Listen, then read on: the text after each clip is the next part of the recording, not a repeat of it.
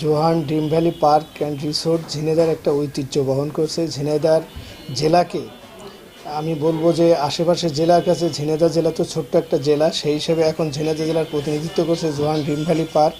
এবং ঝিনাইদহকে চিনতে গেলে এখন আগে মানুষ জিজ্ঞাসা করে যে ঝিনাইদহ তো জোহান ড্রিম ভ্যালি পার্ক আছে, এখানে বহু মানুষের কর্মসংস্থান হয়েছে, মানুষের বিনোদনের জন্য যে একটা জায়গা দরকার, এখন তো জায়গার সংকুলান।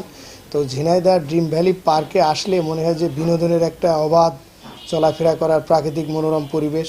এবং এখানে পাখির যে সুনিপুণ ডাক, নদীর এবং যে একটা ওয়েব পুল বানিয়েছে, সেটা আসলে বিভাগীয় শহরগুলোতে ওয়েব পুল পাওয়া যায় না, বাট ঝিনাইদহ শহরে ওয়েব পুল আছে, যেখানে মানুষের সমুদ্রের ঢেউ দেখতে পাবে।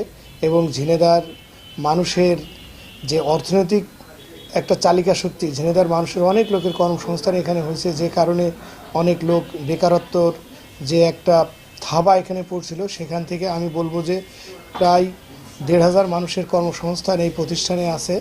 আমি এর উত্তরোত্তর সাফল্য কামনা করছি। সামনের দিনগুলোতে Johan Dream Valley Park and Resort আরও বড় পরিসরে মানুষের বিনোদনের জায়গা তৈরি করবে, এই প্রত্যাশা রেখে আমি সফলতা এবং উত্তরোত্তর সফলতা কামনা করছি।